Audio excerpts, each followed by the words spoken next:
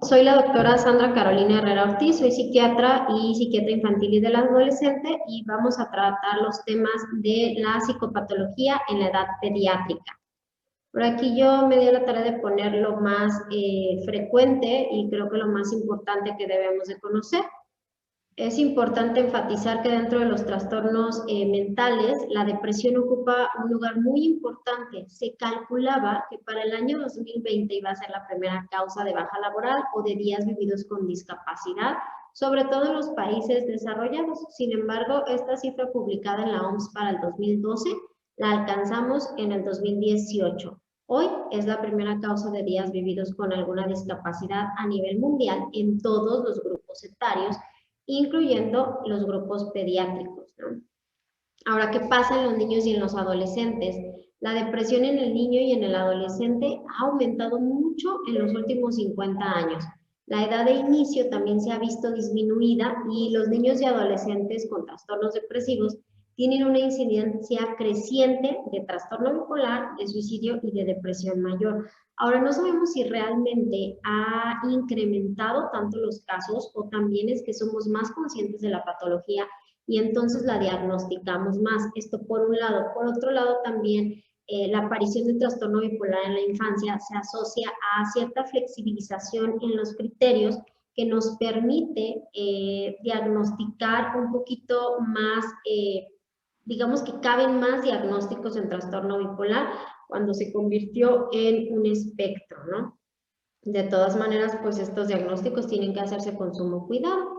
Ahora, cuando hablamos de depresión, hablamos de una enfermedad del estado de ánimo que se produce a lo largo del tiempo con una serie de modificaciones en las vivencias emocionales de quien la padece. Afecta la alimentación, afecta la función sexual, afecta el sueño y evidentemente pues también puede afectar algunas otras funciones básicas en el caso de los niños como el desempeño escolar, social y familiar, ¿no?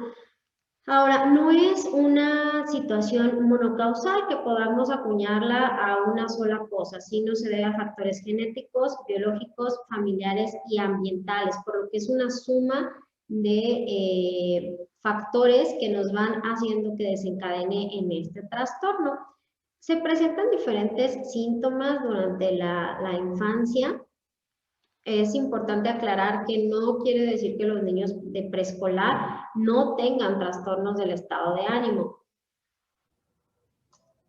Simplemente que en este grupo etario vamos a notar más bien irritabilidad y a lo mejor alteraciones en la conducta.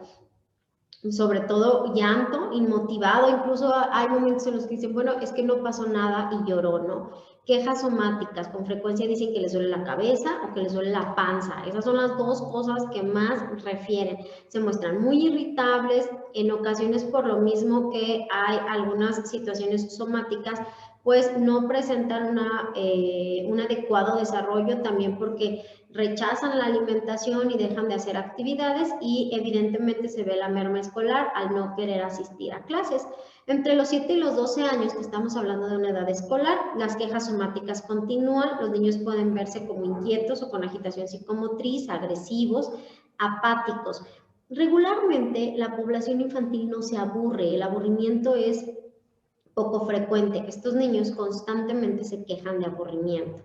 Tienen una sensación de que las exigencias los superan, les cuesta trabajo concentrarse, por ende tienen un bajo rendimiento escolar, con poca adaptación, rechazan ir a la escuela, no pueden dormir o duermen mucho, se sienten cansados, fatigados, con poca energía, poco apetito, indecisos, y pueden llegar a tener ideas de muerte recurrentes, no necesariamente ideas suicidas, porque en este grupo etario apenas se están conceptualizando la muerte, pero si tuvieron, por ejemplo, algún familiar cercano que haya perdido la vida, con frecuencia dicen, me quiero ir con mi abuelito, me quiero ir con mi abuelita, me quiero ir con mi tía, o quiero desaparecer, ¿no? Porque todavía no tienen un concepto tan claro. Ya a partir de los 8 años el concepto de muerte está más claro y lo utilizan con mayor frecuencia ya los niños. En la adolescencia ya se ven síntomas combinados tanto de la edad prepuberal como en el adulto, ¿no? Ya vamos a ver el cuadro un poquito más clásico del estado de ánimo, pero presentan una exacerbación de la conducta negativista que de por sí la vemos en el adolescente que está en búsqueda de autonomía, pero en ellos se ve exacerbada, acompañada de irritabilidad, de agresividad, no quieren cooperar en las actividades familiares, pero tampoco en las actividades de, digamos, como de esparcimiento, ¿no? Familiar. Descuidan su higiene, su aliño, la escuela, se retraen socialmente, están hipersensibles al rechazo, las cosas que antes les gustaban, que practicaban, con las que se sentían cómodos, les dejan de interesar, y aquí sí más frecuentemente tienen ideas de muerte y pensamientos suicidas, e incluso con planeación y estructuración suicida. Aquí hay que tener mucho cuidado entre la población de los 15 a los 29 años. Suicidio es la tercera causa de muerte, y entre los 10 y los 29 es la segunda, únicamente seguida por, bueno, más bien antecedida por accidentes que también en muchos de los casos se ven precipitados por una psicopatología, como consumo de sustancias, como alteraciones del sueño, como inatención. Entonces, ojo, porque nos están representando las primeras causas de muerte en estos grupos de edad. Hay algunas diferencias entre las niñas y los niños respecto a las manifestaciones sintomatológicas. Las niñas presentan más culpa, más insatisfacción con la imagen corporal, tienen ideas de falla o de poca capacidad para resolver lo que se les presenta, los problemas para concentrarse son más frecuentes, la tristeza, les cuesta trabajo mantener hábitos sólidos de sueño, cansancio, y se preocupan constantemente por la salud. En los niños es más frecuente la anedonia o la pérdida de la capacidad para sentir placer. Las cosas que antes disfrutaban ya no las disfrutan o ya no desean hacerlas. El afecto es depresivo, como con tristeza, con desgano.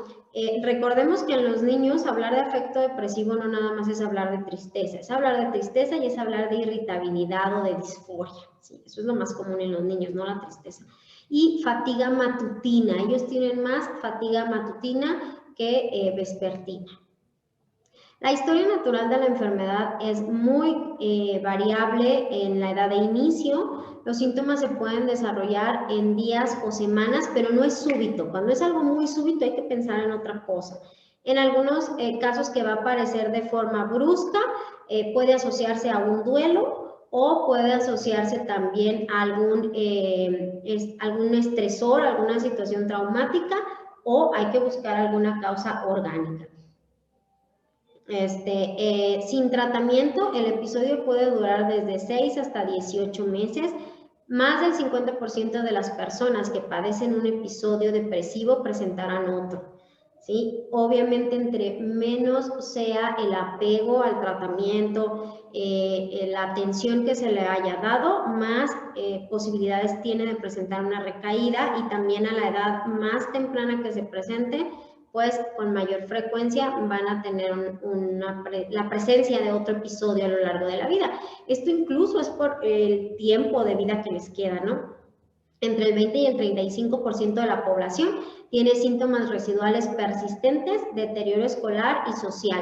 Entre los residuales que luego prevalecen son las alteraciones de sueño, sobre todo porque no damos una buena orientación de medidas de higiene de sueño. Entonces, a veces se resuelve la situación farmacológicamente hablando, pero no tenemos las correcciones adecuadas en medidas de higiene de sueño, que es la clave para un buen dormir.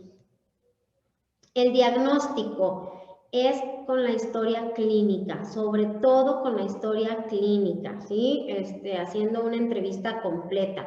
Claro que hay herramientas diagnósticas o escalas como el KIDI-SATS o el Mini-KID, o la entrevista semiestructurada para adolescentes. Sin embargo, lo que nos va a dar la pauta es el examen clínico completo. Sobre todo hay que interrogar ánimo triste, irritabilidad, cambios en la conducta o en sus hábitos, alteraciones de sueño, y siempre valorar el riesgo y los pensamientos suicidas. Muchas veces se tenía pensado que no se debía preguntar la ideación suicida porque podíamos darles ideas. Esto no es cierto, se tiene que explorar porque entonces no nos vamos a dar cuenta. Evidentemente hay que hacer una exploración neurológica porque muchos de los síntomas depresivos pueden estar relacionados a alguna otra patología, y no olvidar que el niño, igual que el adolescente y que el adulto, son un íntegrum, ¿no? Entonces hay que valorar siempre cualquier otro dato, porque no olvidemos que patologías reumatológicas, autoinmunes, patología tiroidea pueden favorecer también los síntomas depresivos.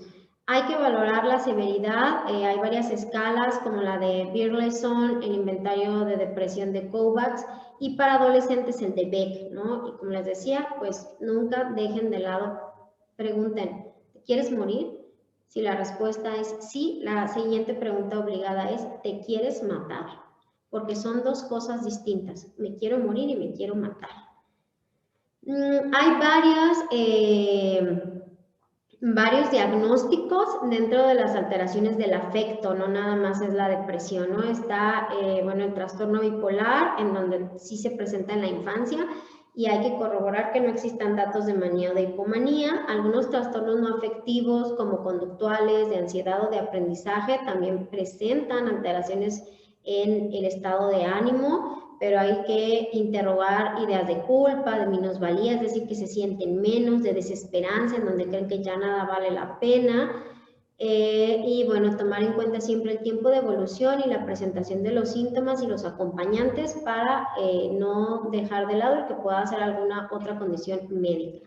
La ansiedad por separación, que también esta sobre todo se ve porque los síntomas desaparecen al estar con su cuidador primario. Puede ser el padre, la abuela o quien ellos consideren la figura de crianza primaria. Los trastornos de la conducta alimentaria, el abuso de sustancias, el trastorno disfórico premenstrual, sobre todo en las niñas, en donde son los síntomas depresivos, pero menstruación, días antes y durante la menstruación. Y los trastornos de ajuste o con ánimo depresivo, que aquí son estos trastornos en donde tienen síntomas depresivos de menor intensidad, pero están en el contexto de algún cambio, ¿sí? Cambio de escuela, cambio de residencia o un duelo. Los síntomas no pueden durar más de 6 meses después del estresor, si no, pues ya se nos convirtió en un trastorno depresivo. O bien, aún y que sea menos de los 6 meses, pero si los síntomas ya están dándonos una disfunción importante, ya tenemos que pensar en que está cursando también con un trastorno depresivo y hay que darle un manejo adecuado. El manejo tiene que ser integral y bueno, primero hay que intentar prevenirlo, darnos cuenta de los antecedentes familiares de trastornos del afecto, ya sea monopolar o bipolar.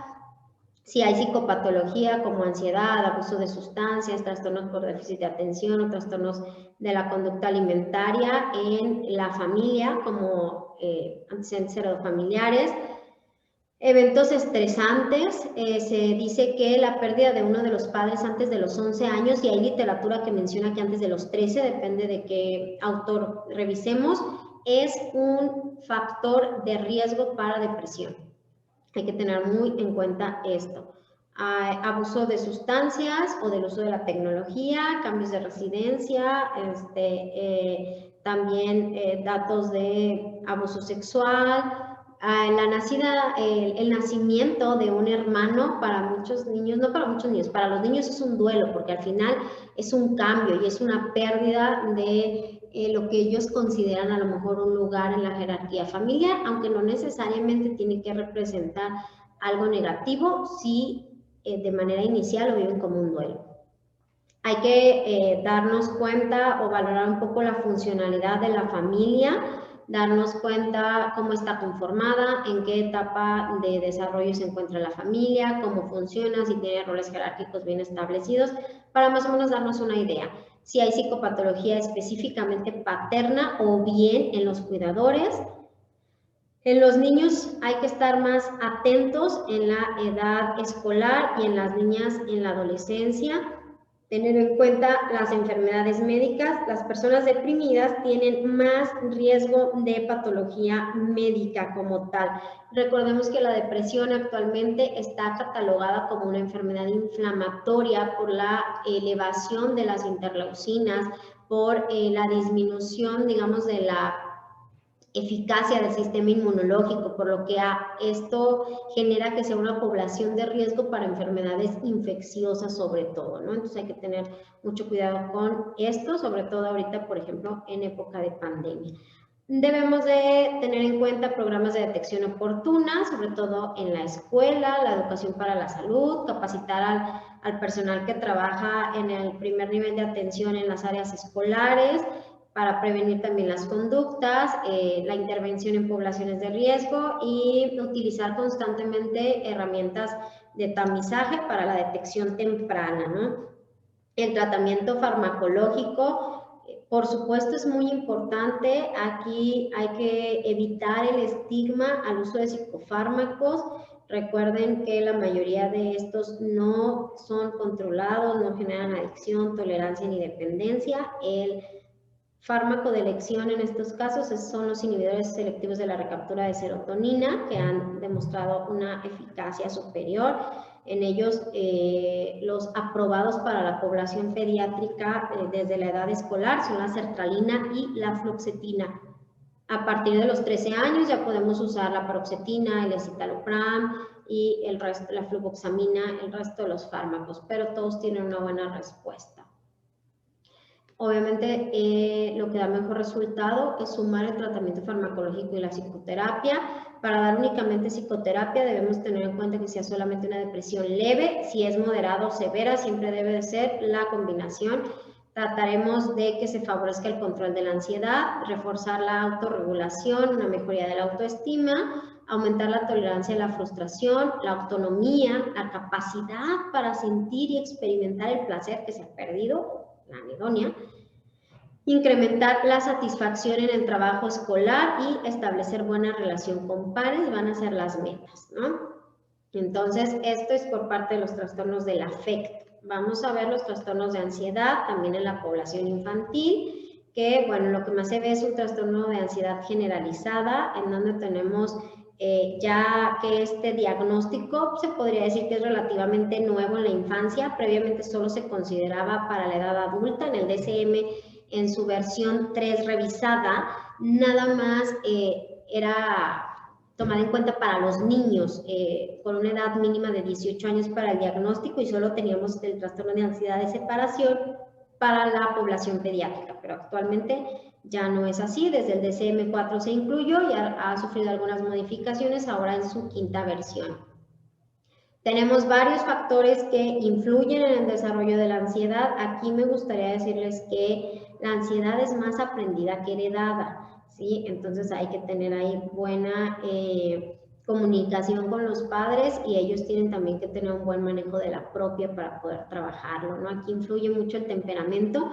El temperamento es congénito, con el temperamento se nace, el carácter se forja, pero el temperamento ya lo tienes. Entonces es lo que, lo que hay que ir trabajando es el carácter para que siempre haga un contrapeso o favorezca, ¿no?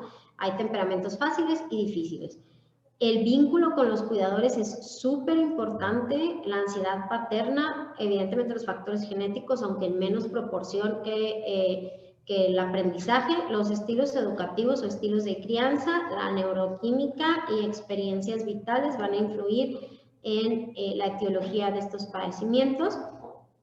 20% de los niños que nacen saludables tienen rasgos temperamentales que les van a predisponer para ser más reactivos ante ciertas situaciones. Hay niños con un comportamiento inhibido, en donde el abordaje de las situaciones nuevas o con las que no está familiarizado le causa malestar, le causa dificultad para controlarse o lo evita, ¿no? Estos niños que no quieren intentar cosas nuevas porque les da temor. Y bueno, también hay que tener en cuenta, a los 9 meses se pueden presentar ya datos de ansiedad, sobre todo porque aquí se ve en conjunto con la presentación de los síntomas de ansiedad por separación. Esta ansiedad se da cuando el niño descubre que es un ente separado de la madre o del cuidador primario, ¿no? Inicialmente se viven como uno solo, el bebé lo vive como uno solo, y al darse cuenta que hay una individuación, el bebé puede pensar que su madre, su padre o su cuidador primario se puede ir, se da cuenta que se puede ir, entonces por eso se presenta la famosa ansiedad de separación. Es fisiológica, aparece y desaparece, pero se puede convertir en un trastorno. Hay que tener cuidado con esto. Como les decía, el vínculo es esta relación emocional y psicológica que se desarrolla entre una madre y un hijo. Siempre se dice una madre porque regularmente es la figura de apego primaria, pero no necesariamente tiene que ser la madre. El apego es esta relación que desarrolla el niño con sus cuidadores y la unión hace más referencia a los sentimientos de la madre por el niño. Hay que buscar vincularse y no apegarse. El vínculo sobrevive tiempos y distancias. Un niño que tiene un buen vínculo sabe que lo van a dejar en la guardería y van a regresar por él. Y que aunque mamá o papá no estén presentes, lo quieren y están disponibles para él. No así el apego. El apego tiene más características de supervivencia, ¿no? Entonces, el apego se desarrolla gradualmente, es el resultado de que el bebé quiera estar con una persona preferida, siempre va a tener una persona preferida, y bueno, es capaz de reducir la ansiedad o la aflicción al estar con esa persona que le brinda seguridad. Aquí también algo muy importante es que hay que favorecer el que, aunque tenga una persona predilecta, pueda desarrollarse en otros ambientes sin que le cause gran malestar. El apego inseguro se ve fuertemente vinculado a los trastornos de ansiedad. Aquí, bueno, se da más en familias con padres inseguros, con una unión familiar inestable, que no logran proporcionar coherencia ni respuestas emocionales adecuadas. Los niños se manifiestan ansiosos, aferrados, enfadados con los padres, realmente tienen mucho miedo de que se vayan y cuando regresan, aunque les dé gusto de que hayan regresado, siempre sienten un enojo y quieren que los carguen, pero a la vez los rechazan, ¿no? Porque están molestos. Y bueno, esto favorece mucho el desarrollo de trastornos de ansiedad en la infancia. ¿Sí? Y bueno, pues en este mismo tenor de la etiología, los padres con trastorno de ansiedad, con trastorno de angustia, con trastorno depresivo, nos da un riesgo 2 veces mayor de presentar algún dato de ansiedad en los hijos. Los estilos educativos también tienen ahí gran importancia, porque bueno, pues existen también datos positivos y negativos, ¿no? Como muy hostiles, un control parental que puede favorecer una buena o una conducta inadecuada de los niños y proteger a los niños de algún daño. Hay padres que pueden conceder cierta autonomía porque confían en la manera en la que los han educado y hay padres también muy intrusivos o muy negativos. Entonces hay que tener cuidado con esto y también orientar a los padres con buenas herramientas de crianza para que pueda dar buenos resultados. El que hayan sido expuestos a experiencias vitales negativas, como les decía, la muerte de alguno de los padres antes de los 11 o los 13 años, una experiencia condicionante como la muerte de un abuelo o de alguien muy cercano, aunque no sea papá o mamá. También lo que sale en las noticias y en los medios de comunicación que pueda ser estresante, tiene una implicación de hasta el 33%, un entorno familiar, el observar a los padres preocupados o ansiosos. Y bueno, también está preocupaciones que no están relacionadas necesariamente con un entorno negativo. Como les mencionaba, la genética sí tiene su papel. Hay estudios en gemelos que son los mejores para identificar la heredabilidad de una patología y se ha observado un 32% de responsabilidad de la genética y bueno, el otro 68% está explicado por el ambiente. Entonces hay que tener cuidado con esto porque podemos de cierta manera favorecer el otro 68%, sin olvidar también lo de los cambios epigenéticos, en donde la ventana epigenética está abierta hasta los 23 años. ¿A qué nos referimos con los cambios epigenéticos? Son esos cambios que se generan en nuestro ADN, por así decirlo, por alguna asociación con el ambiente. Estos cambios tardan muchos años, pero se van logrando.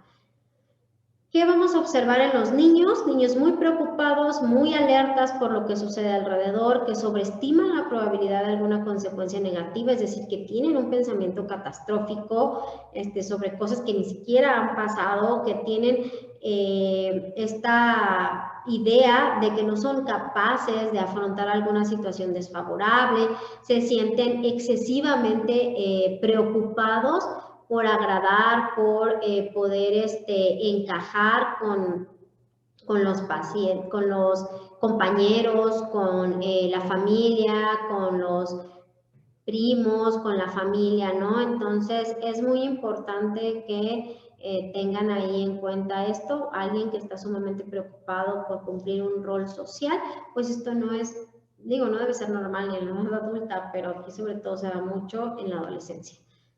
También tienen una excesiva presión para su rendimiento, ya sea académico o deportivo o social, de acuerdo en las áreas en las que se desarrollen. Su autoestima es baja, tienen esta sensación de que no logran hacer las cosas o que no logran alcanzar las metas que desean, dificultad para conciliar el sueño, sobre todo muchos niños expresan miedo a estar a oscuras, miedo a dormir solo, miedo a cerrar la puerta, ¿no?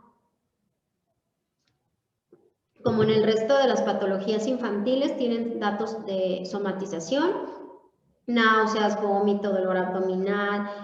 También tenemos los síntomas somáticos de las crisis de ansiedad, que se da sobre todo con disnea o sensación de falta de aire, con esta sudoración en las manos, esta sensación del nudo en la garganta, temblor. Siento que me voy a morir, siento que ya no voy a poder, se sienten muy desesperados. También tenemos todos estos datos que pueden aparecer en un tiempo corto y pueden tener un pico en la presentación de los síntomas, ¿no? En el 98% de los niños presentan tensión, se muestran aprensivos el 95%, el 83% tienen la necesidad de que le tranquilice o su cuidador o una figura de apego, el 81% se muestra irritable. Aquí es muy importante que se den cuenta que la irritabilidad va a estar presente casi en todos los trastornos en la edad pediátrica, ¿sí? ¿Por qué? Porque muchas veces les cuesta la expresión emocional, entonces esto hace que lo inviertan a través de la irritabilidad. El 74% tiene una imagen negativa de sí mismo, ya sea de si son capaces o no, si son suficientemente inteligentes o no, si son suficientemente bonitos o guapos o no, si encajan o no, si son suficientemente buenos o no. Y el 72% va a presentar alguna molestia o malestar físico. Dentro de los trastornos de ansiedad que se pueden presentar en la infancia, tenemos el trastorno de angustia, el trastorno de pánico, el trastorno de ansiedad por separación, el trastorno obsesivo compulsivo que previamente estaba catalogado como un trastorno de ansiedad, sin embargo, en la versión 5 del DSM está todavía ya con un capítulo separado, ¿no? Tienen ya su propia área del TOC, ya no pertenece al capítulo de los trastornos de ansiedad. Los trastornos adaptativos o los trastornos de ajuste, que ya los mencioné en el trastorno del estado de ánimo, porque puede presentar tanto síntomas de ansiedad como síntomas de depresión, ¿no? Entonces, los trastornos de ajuste, aquí la característica es que, como les mencioné, se van a presentar posterior a un evento traumático, ¿no? Entonces, que puede ser de diferentes situaciones o de duelo, como les decía, el cambio de residencia o de escuela, cosas así.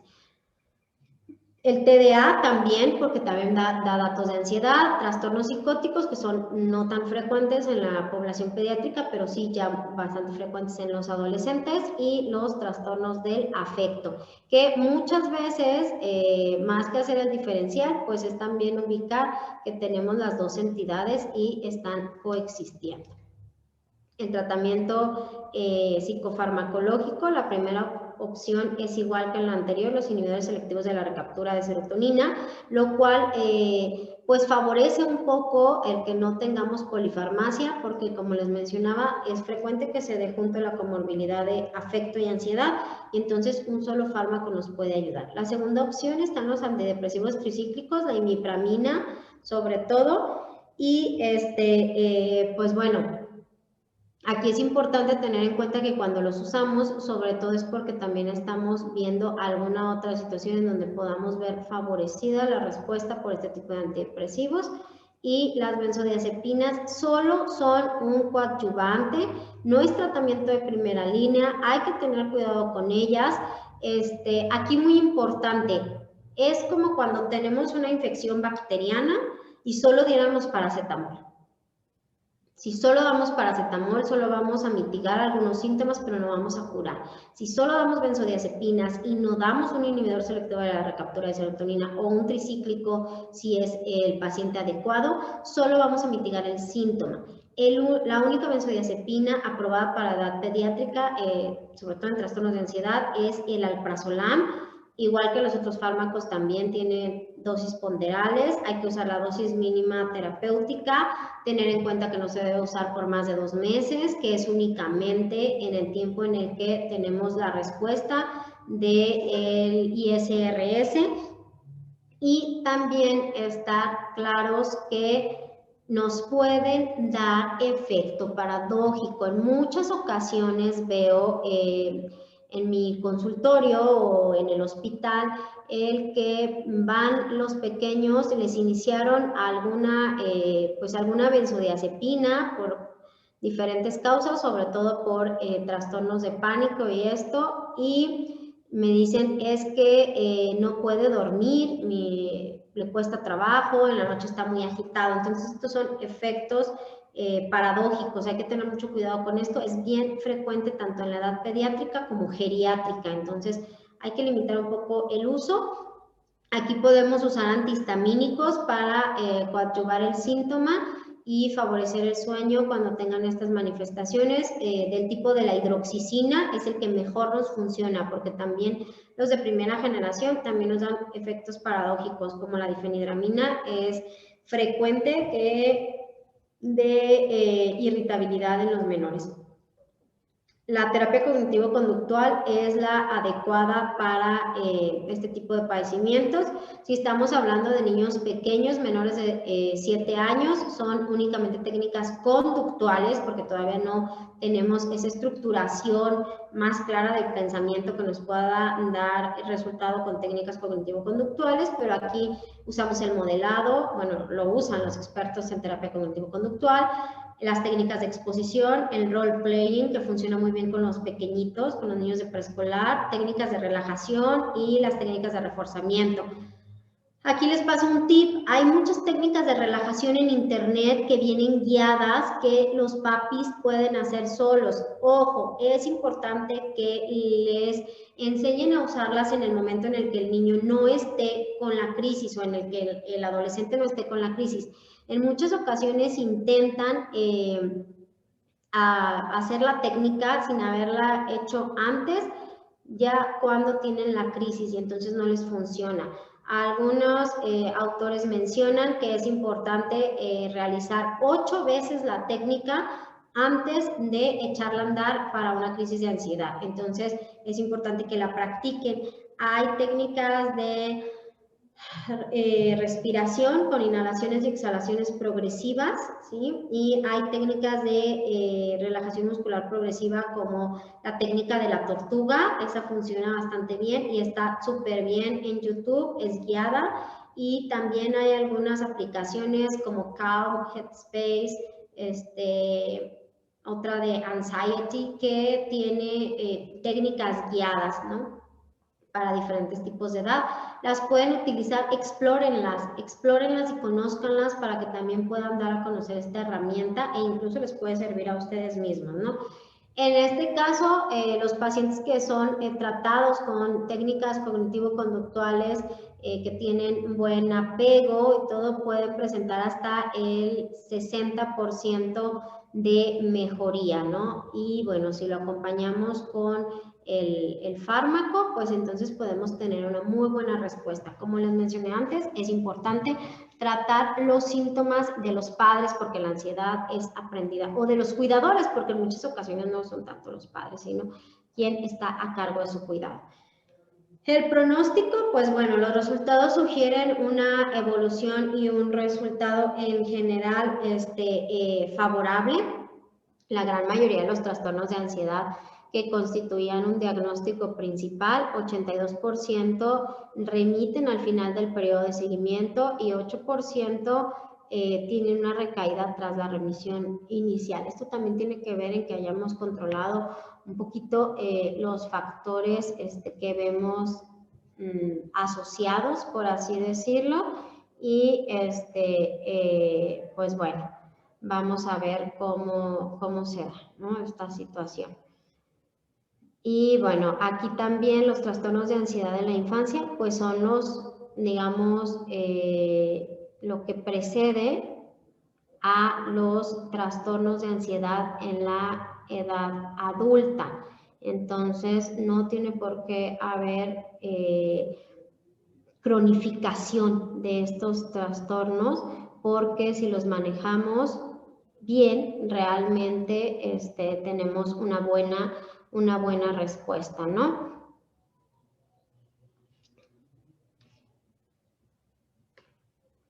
Y bueno, vamos a hablar de otra entidad patológica bastante frecuente en la edad pediátrica, el trastorno por déficit de atención e hiperactividad. Aquí es importante que tengamos en cuenta qué es lo que significa, ¿no? Entonces, bueno, es una condición cerebral en la que se presenta una dificultad persistente para sostener la atención y o se tiene una actividad motora e impulsiva mayor a la esperada para la edad de desarrollo y que interfiere con el desempeño escolar, ocupacional y social del menor. Siempre me gusta presentar esta gráfica de la reseña histórica, porque en muchos casos dicen que este es un padecimiento nuevo y para nada es así. Tenemos que la primera descripción que encontramos escrita fue en 1775 en un libro de texto, ¿no? Entonces se presentaba un niño con datos que totalmente eran compatibles con TDA. Para 1798, Crichton describe un síndrome como el TDA en un libro también de texto. En 1887 y 1901, Bernheim-Weil y otros colaboradores, entre ellos Philip, describe el TDAH como inestabilidad mental en un libro de educación médica francesa. Y bueno, siempre se dice que era el hijo de Philip al que estaba describiendo, pero eso es, vaya, algo que se cuenta en la historia. Después ya el Lancet lo describe como un defecto en el control moral, y para 1940 los síntomas de TDA se describen como daño cerebral mínimo. De hecho, todavía a mí me tocó ver descripciones en algunos expedientes en donde así lo definían. Para 1950, la FDA aprueba el metilfenidato para la depresión y la narcolepsia. Ahorita ya no se usa para depresión, se llega a usar únicamente como potenciador. Para 1960 se inicia ya con el entrenamiento parental y el metilfenidato es indicado para trastornos del desarrollo comportamental en los niños.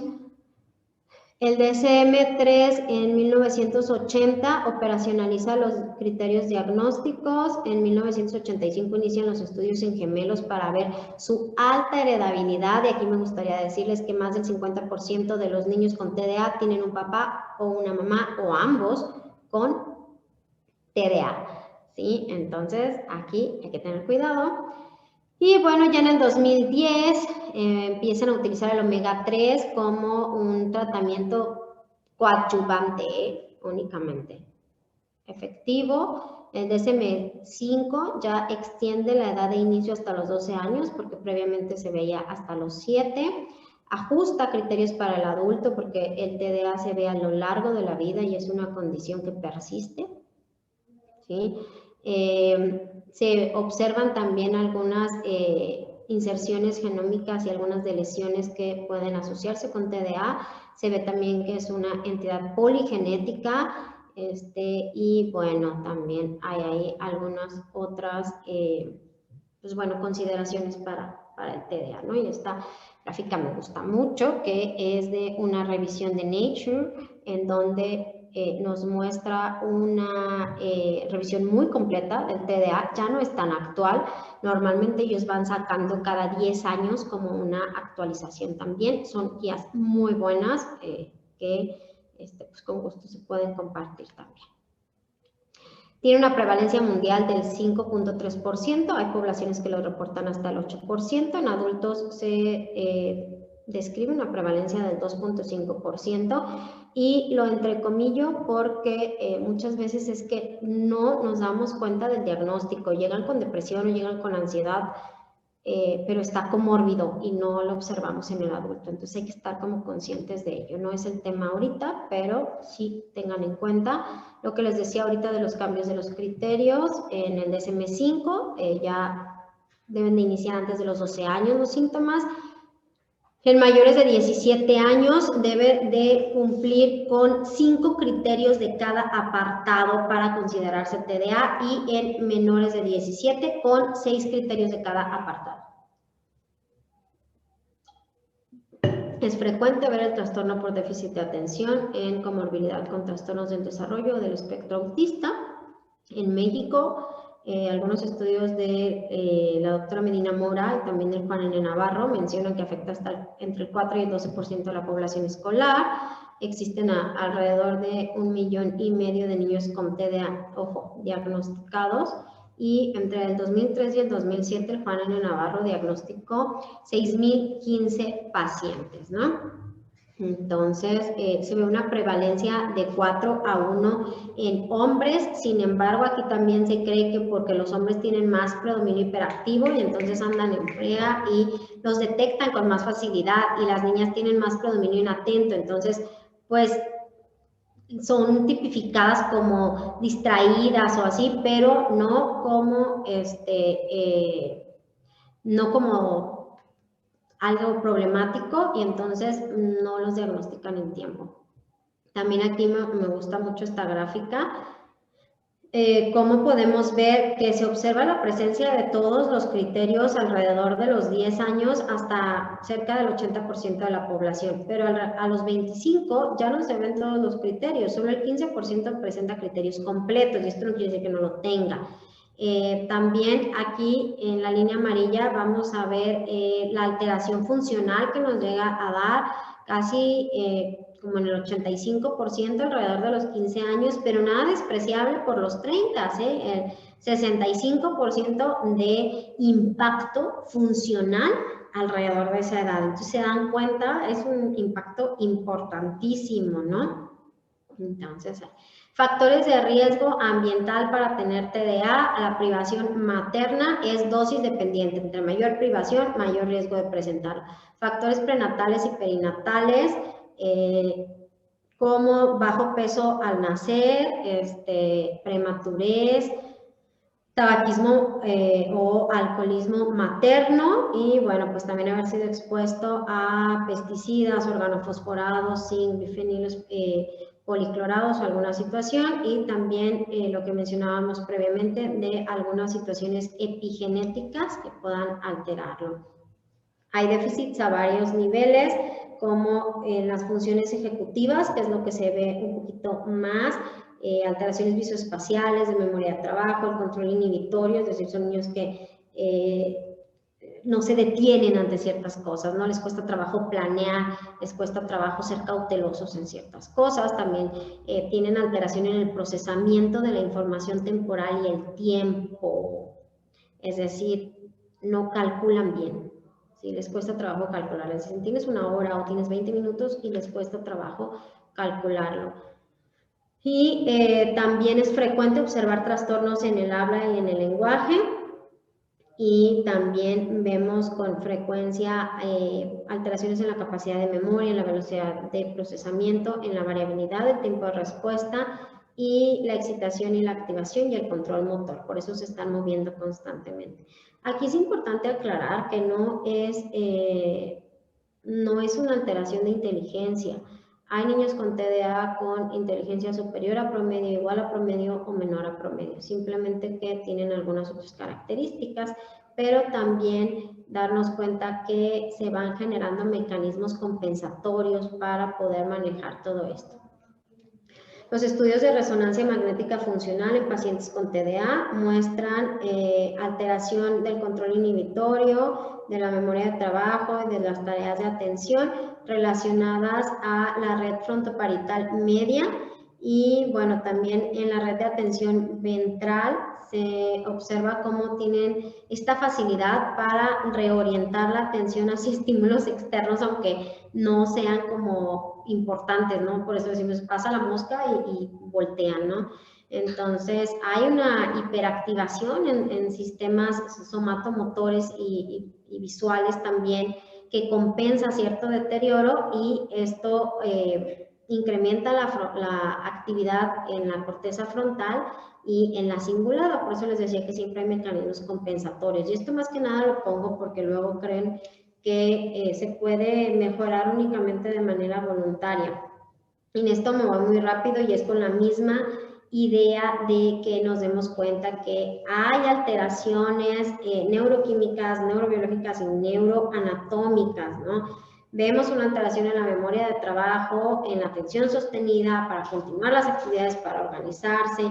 Les cuesta trabajo los esfuerzos mentales sostenidos y podemos responsabilizar a la corteza prefrontal dorsolateral, a la corteza parietal, sobre todo en la orientación de la atención, es decir, decidir y poder poner atención a lo que debe de ser importante. Les cuesta trabajo también tomar decisiones complejas y planear estratégicamente, y esto se ve más que nada en la corteza prefrontal ventromedial, ¿no? Y también vemos alteraciones en la corteza cingulada anterior, en la corteza cingulada dorsal anterior, en el núcleo caudado, en el núcleo accumbens, en el putamen, en la amígdala y en cerebelo. Y por esto también vemos poca capacidad para el control emocional, sobre todo por las alteraciones amigdalinas, que estas nos ayudan a tener una mejor inteligencia emocional, por así decirlo, ¿no? Entonces, pues luego pareciera que prestan poca atención a ciertos detalles y el control ejecutivo no es muy bueno, sobre todo en los componentes afectivos y cognitivos, ¿no? También. Y bueno, en el caso de las funciones ejecutivas, sobre todo vemos el área córtico-cerebelar, que es la responsable de estas capacidades, y los ganglios basales, en la corteza orbitofrontal y en el estriado ventral vemos que hay alguna alteración donde se muestra que no tienen esta capacidad de responder responden en base a una recompensa, tienen una alteración en el circuito de recompensa, regularmente se mueven por eso, observan que van a tener una recompensa y entonces lo hacen o actúan incluso de manera impulsiva. El diagnóstico es clínico, no con electroencefalograma, no con tomografía. Esto solo se hace cuando tenemos duda diagnóstica. Con frecuencia me llegan pacientes en donde dicen, es que me dijeron que no, que necesitaban un electro. No. En el electro se va a ver el lentecimiento en la actividad del lóbulo frontal, a lo mejor se observa un menor gradiente anteroposterior, pero ya sabemos que lo vamos a encontrar. Entonces, si no tenemos dudas diagnósticas, no hay por qué enviar un electro. Tampoco una tomografía, no nos arroja ningún dato, como lo vimos anteriormente. Esto se ve únicamente con resonancia magnética funcional y es sobre todo para fines de investigación o ya para dudas diagnósticas muy, muy importantes. En Durango no hay resonancia magnética funcional. Hay que investigar cada síntoma desde cuándo inició y qué alteraciones nos da, e investigar si este síntoma es persistente o no, si afecta más de lo esperado al nivel de desarrollo. Y bueno, podemos utilizar escalas validadas para tomar alguna decisión y poder evaluar cuantitativamente el funcionamiento y el comportamiento en la escuela y en la casa. Y con ello también ver el pronóstico, ¿no? Los criterios, como ya les mencionaba, más de 6 síntomas por más de 6 meses, o en el caso de los 17 años, 5 síntomas. Y bueno, pues inatención, en donde pierden cosas, son desorganizados, evitan hacer tareas que requieran un esfuerzo mental sostenido, se distrae con facilidad, comete errores por inatención, pierde cosas de uso vital, también le cuesta trabajo esperar su turno, y bueno, la hiperactividad, ¿no? Que se la pasa levantándose, corre, salta, no tiene cierto control y también tienden a ser impulsivos, ¿no?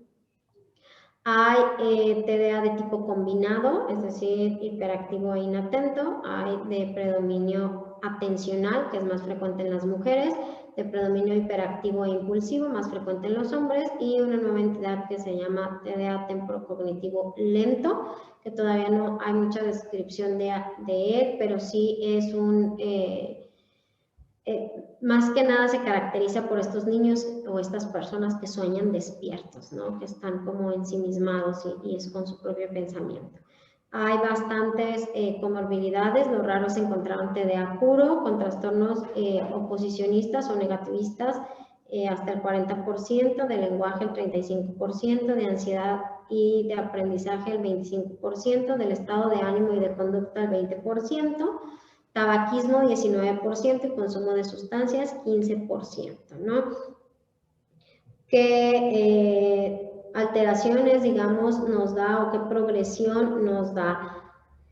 Pues bueno, a mí sobre todo me gusta ahondar en esto, ¿sí? En donde tienen mayor riesgo de, bueno, presentar ciertas alteraciones o ciertos déficits, ¿no? Inician con el consumo de tabaco a edades más tempranas, cuando persiste la inatención y la hiperactividad, tienen también mayor riesgo de consumo de sustancias, baja autoestima, pocas habilidades sociales, y bueno, también tienen mayor riesgo de tener alteraciones familiares, también las familias son más caóticas, ¿sí? Entonces pues sí hay que tener muy en cuenta esto para tratarlos a tiempo. El tratamiento debe ser integral, personalizado y multidisciplinario, acorde a las necesidades de cada paciente y también haciendo uso de pues esta entidad cultural que tiene cada región, ¿no? Ya que se realiza un diagnóstico adecuado, hay que plantear varias alternativas terapéuticas, evidentemente la psicoeducación, que se come, que conlleva el entrenamiento en el manejo parental, la terapia de interacción padres e hijo, el manejo conductual tanto escolar como las intervenciones en el aula. A los niños con TDA se les llama hasta el 200% de veces más la atención que a los otros niños, entonces hay que tener mucho cuidado con esto. Y sobre todo las intervenciones farmacológicas, que son la piedra angular en la buena respuesta para el TDA. Los fármacos que se utilizan, el metilfenidato, la tamoxetina, que no es un estimulante, el modafinilo, que solo está aprobado en México para el TDA, que en lo personal no lo utilizo. Y aquí se me pasó poner la dislexanfetamina, que es el Vyvanse, que es un fármaco de reciente llegada a México, con dificultades en el surtimiento en nuestro país, pero con muy buena respuesta, y también es un estimulante, es un profármaco, tiene excelentes resultados también.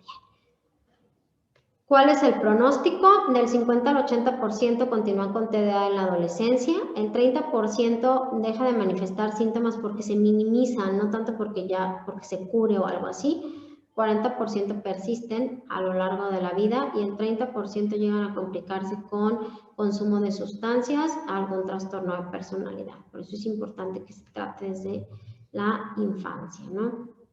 Y bueno, que es todo lo que nos puede conllevar el TDA que no es tratado adecuadamente. A lo largo de toda la vida, pues son personas que tienen mayores accidentes, heridas, todo esto porque no controlan el impulso y ya en edades adultas pues con mayor frecuencia violan las normas de tránsito y todo. Tienen en la adolescencia más riesgo de embarazos no deseados, igual por la impulsividad y la poca planeación.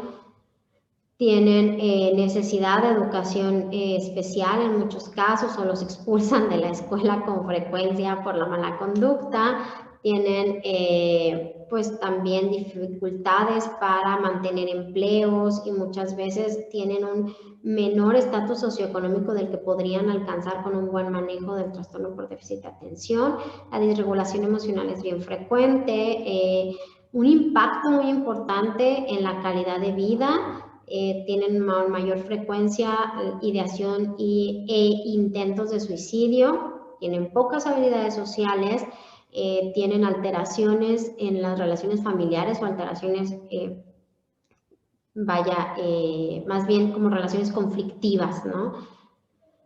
Pueden desarrollar alteraciones en la coordinación, en el lenguaje, es más frecuente que tengan desavenencias maritales, que se separen, que se divorcien, que tengan problemas parentales, problemas legales, arrestos, hasta encarcelamientos, tienen un comportamiento disruptivo, alteraciones en el estado de ánimo y pues bueno, alteraciones en el aprendizaje, delincuencia, sobrepeso, pero tienen un índice de mortalidad prematuro, ¿sí? ¿Por qué? Pues por todo lo que les mencioné y también porque se accidentan con frecuencia, entonces tienen una expectativa de vida de hasta 10 años menor a la población general. Mitos y realidades del medicamento, el más común que son drogas de adicción, cuando protege contra el consumo de sustancias. El TDA predispone hasta o incrementa hasta 3 veces el riesgo de consumo de sustancias, mientras que el tratamiento lo normaliza, no lo elimina, lo normaliza. Son bastante efectivas, son la piedra angular del tratamiento y no afecta el crecimiento de los niños, ¿no? Entonces, bueno, esto es un poquito de lo que es la psicopatología en edad pediátrica. Vamos a ver las guías del MHGAP en relación a la psicopatología en el niño, que son más que nada como algoritmos de manejo y de tratamiento que nos pueden facilitar también el poder, pues bueno, tener una orientación de cómo ir haciendo las cosas y no perdernos en el camino, ¿no? Entonces les voy a compartir la pantalla de las guías. No sé si se esté viendo correctamente. Voy a ver aquí si se está viendo. Me comentan que sí. Entonces, bueno, los trastornos mentales y conductuales del niño y el adolescente. Aquí me voy a ir mucho más rápido porque sí son ya muchas de las cosas que les mencioné ya ahorita, ¿no? Entonces, bueno, vamos a ir siguiendo la pauta tal cual lo marca aquí estas guías. En niños en edad de lactancia y preescolar, menos de 5 años, vamos a ver sobre todo trastornos del desarrollo, en donde podemos ver niños desde con desarrollo motriz menor o psicomotriz, con alteraciones de crecimiento, hipotonía motora, no alcanzan los hitos del desarrollo, las famosas semaforizaciones, ¿no? Y bueno, no vemos aquí trastornos de conducta, pero sí podemos ver trastornos en el estado de ánimo, y hay algo que se llama depresión anaclítica, que es en la edad de lactancia. Es un poco frecuente verlo, pero sí se puede ver. Tenemos niños, como les decía, con llanto excesivo, son tímidos, tienen como dificultades para iniciar el juego y para interactuar socialmente, y también alteraciones en el patrón de sueño. Ya hablando de edad escolar, podemos tener en el área del desarrollo alteraciones en el aprendizaje o en el autocuidado, como en lo mismo, ¿no? De desarrollar lo que ya debería de estar presente. Igual en los trastornos emocionales, lo que ya les presentaba por edad de los síntomas que se ven. Síntomas físicos, rechazo escolar igual a timidez, ¿no? En los adolescentes, en el desarrollo, pues deficiencias en el rendimiento escolar, dificultad para comprender ciertas instrucciones y dificultad para interactuar o para presentar como esta facilidad de adaptarse a los cambios que se van dando en la adolescencia. ¿Ok? Y bueno, también aquí dentro de los trastornos emocionales, pues ya los trastornos del estado de ánimo y también algunas alteraciones, pues bueno, de ansiedad y esto. Entre los 4 y los 18 años podemos ver en los trastornos de conducta, pues sí, una actividad excesiva, inatención, impulsividad, comportamiento repetitivo y perturbante y cambios súbitos en la conducta. Y en todas las edades se pueden ver las alteraciones de desarrollo, porque, por ejemplo, los trastornos generalizados del desarrollo pues, son a lo largo de la vida, e igual los trastornos del afecto. ¿Sí? Primero, pues hay que evaluar al paciente, ¿sí? Ver qué manifestaciones o qué síntomas tiene y, bueno, sí, de acuerdo a las pautas de edad, también ver qué hitos de desarrollo debe de haber alcanzado. Si encontramos alguna característica de trastornos emocionales o conductuales, si hay algún factor de riesgo, si tiene dificultad para mantenerse a la par de sus compañeros, si tiene problemas de conducta, sobre todo esto lo refieren mucho en la escuela, si tiene por ahí algunas situaciones de inatención o que noten también alguna alteración ya por los profesionales de la salud. Primero, en la evaluación, hay que evaluar los indicadores del desarrollo motor en los semáforos con los que contamos ahí en el primer nivel, ¿no? De los hitos que va alcanzando. Y para los niños, por ejemplo, que están aprendiendo a caminar o los niños en edad preescolar, si ha tenido dificultad para alcanzar estos hitos, podemos colocarlo en el verde, en el amarillo o en el rojo, de acuerdo a cómo va alcanzando los datos. Y para los niños mayores y adolescentes ya podemos ver también las pautas de aprendizaje y cómo está adaptándose a los cambios pues, propios de esta edad. Si tenemos alguna manifestación de estas, pues hay que sospechar que pueda existir alguna alteración del desarrollo. Y entonces hay que ver si hay algunos síntomas que sugieran alguna afección como carencias nutricionales o que podamos estar frente a alguna anemia, alguna desnutrición, si tenga alguna enfermedad infecciosa, ¿no? Y bueno, aquí hay que tratar de usar siempre las pautas que se marcan ya en algunas otras guías. Aquí es muy importante esto que nos mencionan, que el adolescente pueda estar solo para que tenga esta capacidad y esta confianza de expresarse. Es importante mantener la confidencialidad, únicamente se rompe cuando pone en riesgo su vida o su integridad, ¿no? Hay que poner especial atención también en cómo lo observamos, si está cuidado, si no, todas estas cosas que nos dan ahí una pauta de cómo está haciendo el manejo. También es importante tener en cuenta que no vaya a tener algún déficit visual o auditivo, porque a veces se llega a confundir, a ver si nos mira a los ojos y si nos mira, si sostiene la mirada, si es capaz de seguir un objeto con la cabeza y con la mirada, obviamente un objeto que le llame la atención, si toma el objeto, si reconoce a personas que le sean familiares. Y para evaluar la audición es importante ver si el niño gira la cabeza para voltear cuando hay algún estímulo o alguien le está hablando, si reacciona ante un ruido fuerte y sobre todo si balbucea o emite algún sonido, si es un lactante. Aquí recordemos que también existen los tamices auditivos, que ahorita es muy importante que los tomemos en cuenta para no hacer conclusiones inadecuadas, porque muchos tienen una audición para ciertas frecuencias, pero no hay una audición correcta para todas las frecuencias, ¿no? Y bueno, aquí si vemos algunos de estos datos, pues hay que enviar al especialista correcto. Hay que evaluar también si existe algún problema de falta de atención o de hiperactividad, mencionar si es un niño que es demasiado activo, si parece que trae un motor adentro, si no se queda quieto aún en situaciones en las que debería quedarse quieto o si fácilmente se distrae. Les digo, esto es como un algoritmo nada más, ¿no?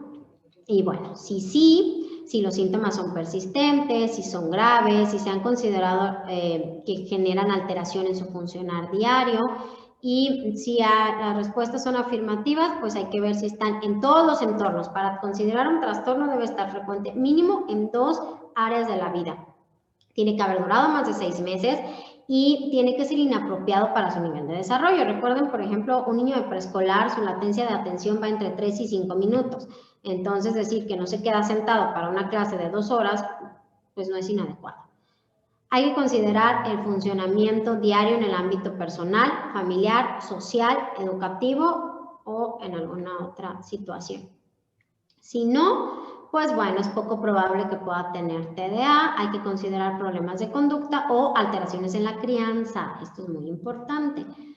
Sí, bueno, consideremos que pueda tener TDA, pero siempre hay que estar conscientes que no vaya a tener alguna patología médica como patología tiroidea, alguna enfermedad infecciosa o alguna alteración de dolor que pueda ahí estarnos favoreciendo estos síntomas. Si evidenciamos algo de esto, pues hay que tratar la enfermedad física, ¿no? Que eso no quita que pueda tener también lo otro, pueden coexistir, pero hay que hacer una evaluación integral. Hay que evaluar si existe un trastorno conductual, indagamos en el niño o en adolescente repetidos comportamientos de agresividad, de desobediencia o que sean muy desafiantes, si discute con adultos, si se niega a cumplir las reglas. Aquí es algo muy importante. Un niño o un adolescente con TDA frecuentemente no sigue las indicaciones y no porque no quiera, sino porque no lo logra por su latencia de atención y esto. Y alguien con un comportamiento posicionista es porque no quiere. Hay que poder diferenciarlo. Es irritable, es iracundo, frecuentemente tiene rabietas, tiene dificultad para congeniar con otras personas, sobre todo tiene dificultad con figuras de autoridad. Tiene una conducta como provocativa, incita a la agresividad, llega a tener niveles de belicosidad importantes, crueldad animal, destruye propiedad privada de una manera deliberada, puede llegar a robar, a mentir y pues falta de manera injustificada a la escuela y antes de los 13 años puede haber pasado la noche fuera de casa. Aquí, para los niños desafiantes o con que tengan oposicionismo, también hay que tener en cuenta en los pequeñitos se presentan más bien los berrinches o las rabietas, no quieren hacer lo que se les dice. En la edad escolar no cumplen las instrucciones o las aplazan lo más que pueden y siempre se quejan y discuten y tienen una respuesta. Y ya pues en los adolescentes lo que más les comentaba, ¿no? Prueban los límites, incitan violencia, discuten, desafían. Si los síntomas son persistentes, graves o inapropiados para el nivel de desarrollo, si están presentes en más de 2 entornos, como les dije, si han estado por menos de 6 meses, si son más graves que una travesura que haría un niño, pues hay que considerar que pueda también dificultar el funcionamiento en el ámbito personal, pero también sobre todo en el familiar y en el escolar, ¿no? Aquí entonces hay que considerar un trastorno de conducta. Si no es así, si las fallas no son, digamos, tan graves, puede ser nada más un problema de comportamiento, sobre todo un problema de crianza, en donde no están usando las herramientas de crianza adecuadas. Hay que evaluar o determinar también si existen trastornos emocionales. Recuerdan que les dije que la irritabilidad era un síntoma que íbamos a ver frecuentemente en los niños. Entonces hay que tener claro que puede presentarse en todas las patologías prácticamente. Hay que preguntar si se siente irritable con frecuencia, si fácilmente se molesta, si ha perdido el interés o el placer en las actividades, si tiene muchas preocupaciones o a menudo parece como ansioso, angustiado, si tiene muchos temores, si se queja de que le duele la cabeza, de que le duele el estómago, a menudo se ve como deprimido o llora. Le disgustan mucho ciertas situaciones como estar separado de sus cuidadores o realizar actividades nuevas o conocer personas o salir, ¿no? En los bebés, en los lactantes, sobre todo el temor es estar con desconocidos y se afligen cuando no están con sus cuidadores. Entre 2 y los 5 años vemos que los miedos más frecuentes son a las tormentas, al fuego, a la oscuridad, a los animales. En la edad escolar, a los monstruos y a los fantasmas, a los gérmenes, a los desastres naturales, pero aquí también empezamos a ver que empiezan a discernir la fantasía de la realidad, que puede ser real y que no. Y también muestran ansiedad ante ciertos cambios, como cambios de escuela o cambios de residencia que pudieran cambiarle su entorno social. En los adolescentes, pues sobre todo se da mucho el temor al rechazo o a la exclusión social, temor a enfermedades físicas, temor a situaciones catastróficas, ¿sí? O temor a algunos procedimientos médicos. Si hay dificultades considerables en el funcionamiento diario o en el ámbito personal, familiar, social, pues hay que considerar que pueda existir un trastorno del estado de ánimo, hay que descartar alguna afección física, como les mencionaba ya, patología tiroidea, anemia, desnutrición, asma, o también que puedan tener efectos secundarios de algún medicamento. Aquí, ojo con los esteroides, ¿sí? Frecuentemente llegan a dar estos síntomas, incluso los inhalados. Si vemos que tiene alguna asociación con esto, pues hay que tratar la enfermedad médica y ver qué pasa con los síntomas, si desaparecen o si continúan, pues también es una comorbilidad.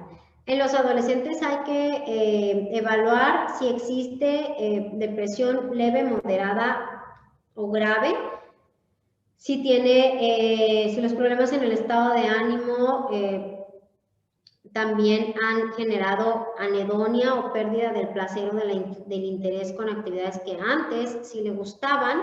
Si ha tenido esto, pues hay que ver si en las 2 semanas inmediatas anteriores ha tenido alteraciones de los patrones de sueño, de alimentación, si tiene alguna pues como estas ideas de minusvalía, de que nada le sale bien, de que no hace las cosas correctamente, si se siente cansado, si tiene poca energía, si le cuesta trabajo concentrarse, si es indeciso, si frecuentemente se agita o está inquieto, si habla o se mueve más lentamente de lo habitual o si tiene desesperanza en donde ya nada tiene sentido. Y lo que les mencionaba, hay que preguntar ideación e intentos suicidas. Muchas veces llegan y ya han tenido intentos de suicidio y no nos hemos dado cuenta, entonces hay que tener mucho cuidado con esto. Hay que considerar dificultades en el funcionamiento diario, en el ámbito personal, familiar, social, educativo u ocupacional, porque la verdad es que en muchas ocasiones no tomamos en cuenta el que pueda tener disfunción en otras áreas, no nada más en la familia. El informante muy frecuentemente es papá o es mamá, y entonces no vemos si tiene alteraciones a otro nivel. ¿Y qué es lo que sucede? Pues que nos vamos con esto, ¿no? Entonces hay que tener en cuenta que debe tener alteraciones en todas las esferas para que podamos tomar en cuenta esto como un trastorno y no como una falla conductual o del ambiente, ¿no? También, bueno, hay que considerar la posibilidad de que tenga, sí, un cuadro depresivo. Hay que descartar episodios de manía. Los episodios de manía pues se van a ver con aumento de la actividad intencionada, disminución de la necesidad del sueño, incremento en situaciones que nos pongan en riesgo, también pensamiento muy rápido, lenguaje muy rápido, incremento de la libido en adolescentes e incluso en los niños. Y bueno, si no, ver si ha tenido o no datos de manía, o también explorar si no tiene algún duelo o una pérdida reciente y pues hay que ver que el paciente sí tiene algunos de estos datos, los posibles trastornos que pueda tener. Ahora, hay otros trastornos que pueden concurrir, ¿no? No nada más hay estos y ya. Lo que les decía, el hecho de que tenga una enfermedad médica o una cosa no hace o no es excluyente de la psicopatología. Son cosas que pueden coexistir, ¿sí? Siempre hay que estar atentos a que pueda tener un trastorno por consumo o que esté iniciando en el consumo de sustancias psicoactivas, o que en niños haya un retraso o un trastorno del desarrollo también. Muchas veces creemos que porque pues no habla correctamente o sea desarrollado lo que nosotros consideramos adecuadamente en el área motriz, no pueda tener una alteración de desarrollo. Y no, muchas veces vamos a tener trastornos de desarrollo en donde el desarrollo motor está de acuerdo a la norma, pero hay que evaluar el desarrollo mental también, ¿no? Hay que evaluar el entorno doméstico, qué problemas emocionales, conductuales o del desarrollo pueden ser una reacción a una situación angustiante o atemorizante, o puede estarse agravando por esto, ¿no? Y hay que evaluar las características clínicas para poderlo detectar, si hay algún factor estresante grave que pueda estar cursando el menor, como maltrato físico, agresión sexual, el que tenga negligencia en el cuidado de los padres, maltrato emocional o algunas otras formas de maltrato, algunos aspectos en la interacción con los cuidadores, hay que tener ahí mucho cuidado, el que puedan estar como indiferentes o no prestar la suficiente atención o ser muy hostiles, ¿no? Ahí también hay que darnos la tarea de explorar esto y siempre darles también espacio a los niños y preguntarles directamente para poder tener una información más certera. Hay que derivar a los menores a los servicios de protección del menor si estamos viendo alguna situación de maltrato. Hay que explorar los factores estresantes. Siempre tengan en cuenta garantizar la seguridad del niño o del adolescente, ¿sí? Que tenga estas medidas de seguridad. Muchas veces hacemos el aviso, pero no nos encargamos de la seguridad y entonces empeoramos la situación porque, pues bueno, luego incluso hasta castigan al niño por haber expuesto estas situaciones, ¿no? Hay que darle información de cómo y dónde puede buscar ayuda, instrumentos de apoyo adicional, derivar también a un especialista, ponerse en contacto con asistencia legal y los recursos que se tengan en la comunidad. Ojo, esto antes de abrir el tema con quien está propiciando el maltrato, porque si no, como les digo nuevamente, se pueden empeorar las situaciones porque es algo que requiere cierta investigación. Hay que considerar algunas otras intervenciones psicosociales y un seguimiento apropiado. Si los cuidadores tienen algún trastorno, también hay que dar el manejo porque puede repercutir en su capacidad de cuidar al niño o al adolescente, ¿no? Entonces, pueden darle un cuidado negligente. Entonces, ahí pues sí poner especial atención. Si estamos observando estos datos, pues hay que evaluar y tratar a los cuidadores. Y bueno, pues ahí en apoyo a cuidadores podemos ver esto. Y hay que tener, pues bueno, de ser posible la oportunidad de jugar con el niño. Nos va a dar mucha información, sobre todo si tenemos algo con lo que podamos jugar como a la familia. Vamos a ver muchas cosas muy interesantes con ellos, ¿no? Ver con quién pasa también la mayor parte del tiempo, quién juega con él, a qué juegan, a qué le gusta jugar, cómo se comunican entre ellos, entre la familia y con qué frecuencia se comunican, ¿no? Hay que brindar mucha información acerca de la estimulación y de crianza adecuada. Muchas veces no es que no quieran dar una buena crianza, sino no cuentan con esas herramientas. Recuerden que la crianza que brindamos en muchos casos es pues la que pudimos tener al alcance o la que nos enseñaron nuestros padres y no siempre cumple con todo lo que debe ser. Hay que considerar prestar un apoyo adicional o derivarlo a algún servicio de protección ya si es necesario, ¿no? Inmiscuir a la Procuraduría de la Defensa del Menor. También es importante evaluar el entorno escolar. ¿Asiste o no asiste a la escuela? ¿En qué grado va? ¿Es el grado adecuado para su edad? Y si no, ¿por qué? Si dentro de la escuela puede ser víctima de bullying o si no tiene esta capacidad para aprender al mismo ritmo que sus pares, o si se rehúsa a ir a la escuela. Cuando se rehúsa a ir a la escuela es que algo está pasando. Ya cuando tengamos el consentimiento de los menores, podemos ver con el maestro qué es lo que está sucediendo. Ojo, no hay que violar la confidencialidad de los niños, hay que tener mucho cuidado en esto. Y así se ha producido un ausentismo escolar, vamos a ver qué es lo que sucede y cómo podemos reorientarlo para que retome su formación académica, ¿no? Y bueno, pues tenemos el protocolo número 1 en las alteraciones del desarrollo. Hay que brindar orientación acerca del bienestar del menor, proporcionar una psicoeducación adecuada para que también puedan ser más apegados al manejo. Si no los informamos bien, es más frecuente que se desapeguen. Apoyo a los cuidadores, eso es muy importante. La base del éxito en el tratamiento de un menor es los padres o los cuidadores.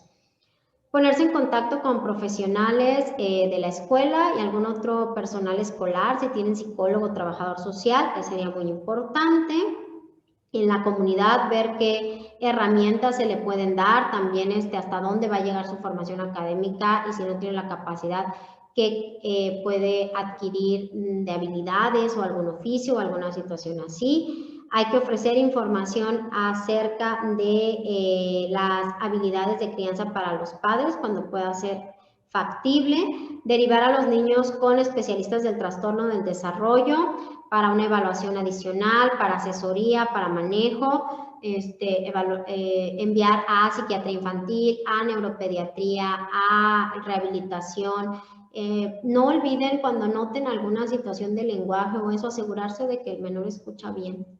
¿Sí? Y bueno, hay que asegurar un seguimiento apropiado. Aunque ya lo hayan referido, siempre estén pendientes de que siga adelante. Preguntar qué pasó, ¿no? Y bueno, los trastornos de desarrollo no se medican las comorbilidades, pero no los trastornos del desarrollo. En el caso de los problemas de conducta, igual una buena orientación, una buena información, una buena asesoría de crianza para que puedan manejar el comportamiento del menor, evaluar los factores estresantes que puedan estar favoreciendo la mala conducta, ponerse en contacto con profesionales y también ver qué está sucediendo en el ámbito escolar, utilizar otros recursos. Ojo también con las asesorías de crianza, muchas veces las dan personas que no son profesionales en el tema y luego las recomendaciones a veces no son muy buenas y también dar un seguimiento. En el TDA, como siempre, la psicoeducación y la información, herramientas de crianza, evaluar los factores estresantes y poderlos reducir en la medida de lo posible, proporcionar apoyo a los cuidadores, porque sí es mucho más desgastante cuidar a un niño con TDA o con alguna psicopatología, ponerse en contacto con los recursos de la comunidad, de la escuela, considerar ofrecerle información a los padres sobre crianza cuando pueda ser así, y efectuar algunas intervenciones conductuales, también eso es muy importante, ya hay varios, sobre todo Russell Berkeley es un autor que ha hecho muchas pautas de crianza y de manejo del comportamiento, sobre todo en niños con TDA. Y bueno, cuando los tratamientos no han sido muy eficientes y tiene menos de 6 años, yo les recomendaría que aunque tenga más, siempre envíenlo con un experto. Ya les mostré la gráfica que representa todas las complicaciones que puede tener a lo largo de la vida, ¿no? Los trastornos de conducta, muy parecido al trastorno por déficit de atención e hiperactividad, sobre todo el apoyo de crianza, herramientas de manejo para que los padres puedan manejar adecuadamente el comportamiento, al igual que los maestros, tener sesiones de seguimiento, sobre todo para ver cómo van, porque si ya lo refirieron con algún experto, y bueno, hay que considerar alguna intervención conductual cuando sea factible. No receten un tratamiento farmacológico, pero sí es importante que envíen con el experto porque es muy frecuente que los trastornos de conducta estén comórbidos con un trastorno por déficit de atención o con un trastorno del afecto. Y los problemas emocionales, la orientación también, la psicoeducación, evaluar los factores estresantes, ver cómo está en la escuela y qué recursos tenemos en la comunidad. Los trastornos emocionales, bueno, aquí el manejo farmacológico pues debe estar ahí a cargo de un experto, pero sí es importante brindar la orientación al niño, al adolescente, a los padres, al apoyo también para los cuidadores, ver si no están cursando ellos con lo mismo y que esto pudiera ser una alteración, evaluar y tratar algunos factores que pudieran estar precipitando algunas conductas, la formación en ciertas habilidades en el manejo emocional de los padres, en la gestión y la expresión de las emociones. Y bueno, cuando estas intervenciones ya no, sobre todo ya con apoyo de un psicólogo, es ineficaz, pues hay que considerar a un especialista sobre el tratamiento. Aquí nos pauta la fluoxetina y pues que es muy buen fármaco con una muy buena tolerabilidad y un buen margen de seguridad, ¿no? Y bueno, aquí ya algunas intervenciones psicosociales para promover el bienestar y el funcionamiento, para alentar al niño y al adolescente pues a que duerma adecuadamente, a que coma con el horario que es adecuado, la psicoeducación en los cuidadores y en las personas a cargo de la crianza, sobre todo de qué se trata, lo que está presentando el menor. Hay que elogiar el cuidado porque es muy difícil y muchas veces solo le decimos esto no, esto no, esto no. Entonces también hay que, reforzar el gran trabajo que están haciendo y pues orientar para que mejore el comportamiento, alentar al cuidador también en que preste una atención con mayor afecto, que valide las emociones, que pueda ser consciente cuando tiene permitido hacer o no hacer ciertas cosas. Es muy importante que tomen en cuenta el validar las emociones. Entiendo que estés enojado, entiendo que estés triste, entiendo que te sientas irritado. Sin embargo, eso no justifica la acción que emprendiste, ¿no? Ahí eso va a ayudarnos mucho.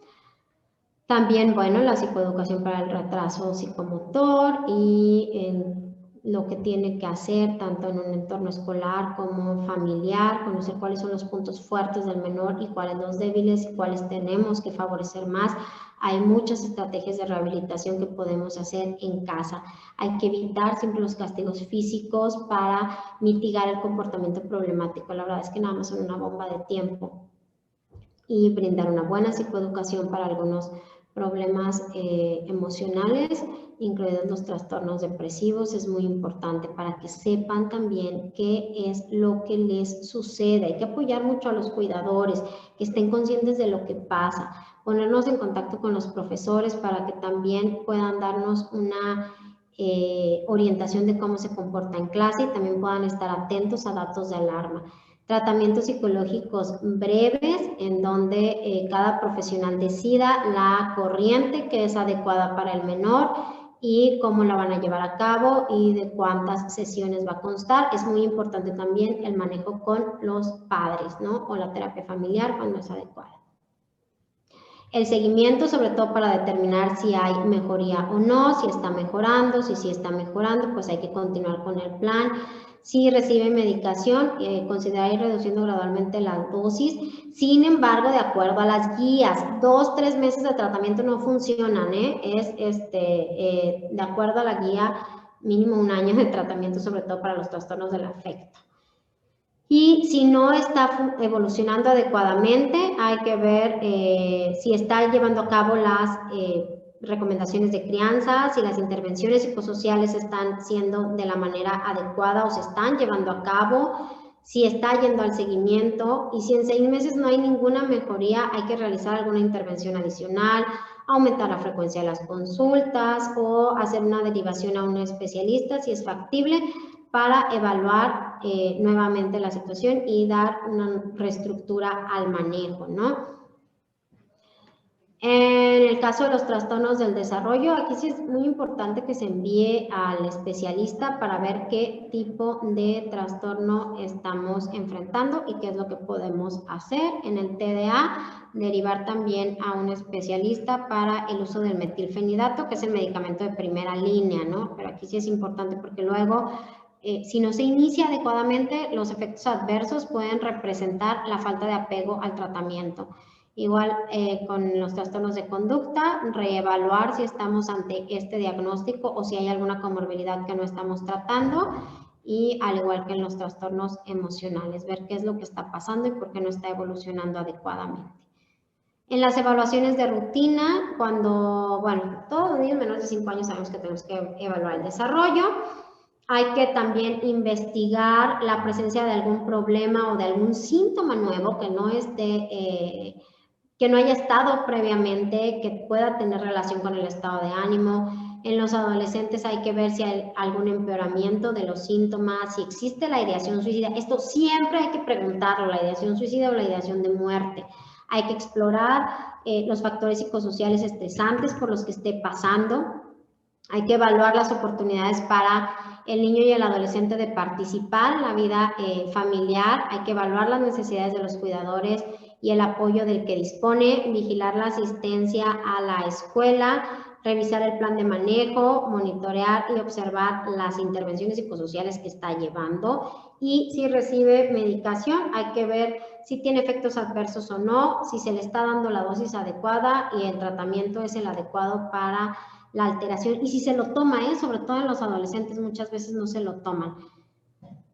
El seguimiento adicional, si se ha prescrito fluoxetina, hay que ver los detalles de la prescripción, cómo se le está administrando. Primero se recomienda observarlo de forma semanal, luego mensual.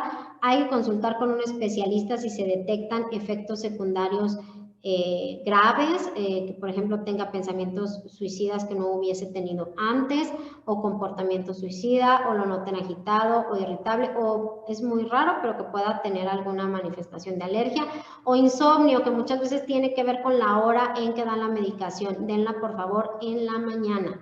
¿Sí? Hay que recomendar al adolescente que continúe la medicación por lo menos entre 9 y 12 meses. Ojo, 9 o 12 meses después de la remisión de los síntomas, y inícienlo de manera paulatina.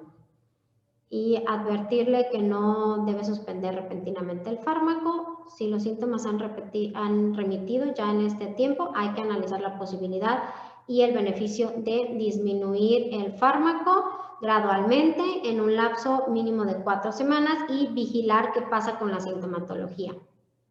Si se le ha dado metilfenidato, hay que ver cómo se le ha dado la prescripción, cómo se le está tomando, vigilar que no tenga un uso indebido. Cada 3 meses hay que monitorear y registrar la talla, el peso, la TA y todo. Hay que ver con un especialista si tiene algún efecto secundario, y después de un año de tratamiento hay que ver la continuación del metilfenidato. Recordemos que es ponderal la dosis, entonces hay que estar ahí pendientes de eso, y nunca, nunca, nunca se administra después de las 4 de la tarde, ¿sí? Porque si no nos va a ocasionar insomnio y algunos otros efectos adversos. Entonces, bueno, esto es en relación a las guías de MHGAP en la patología mental y conductual del niño y el adolescente. Espero que todo haya quedado muy claro y les agradezco el favor de su atención. Eso por mi parte es todo.